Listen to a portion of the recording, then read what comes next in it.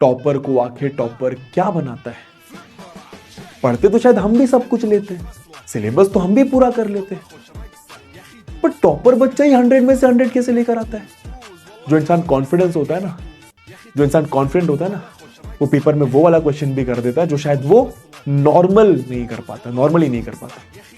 तो confidence exam number 1 फायदा, सब लोग सुनेंगे, नंबर 1 फायदा मेरे को सब लोग बताएंगे। अगर तुमने ये 6-7 सैंपल पेपर यहां पर, 3-4 यहां पर, मोटा मोटा अगर मैं 10 सैंपल पेपर पकड़ लूं, कितने क्वेश्चंस तुमने सॉल्व कर दिए?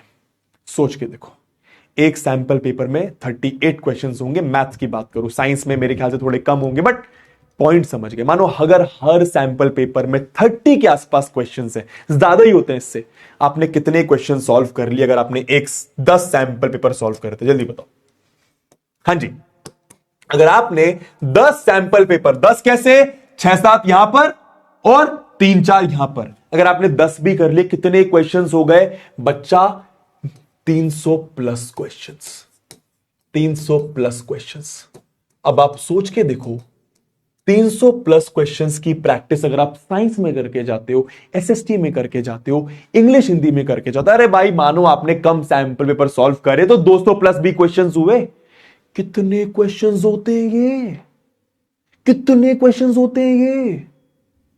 क्वेश्चन की प्रैक्टिस हो गई। दूसरी चीज मिक्स्ड प्रॉब्लम करने की प्रैक्टिस हो गई आपकी। मिक्स्ड प्रॉब्लम सॉल्व करने की प्रैक्टिस हो गई। तीसरी चीज, जब आप ये पहले पेपर में आप टाइम मैनेजमेंट नहीं सीख पाए, तो दूसरे, तीसरे, चौथे पेपर तक आप क्या सीख जाओगे? क्या सीख जाओगे?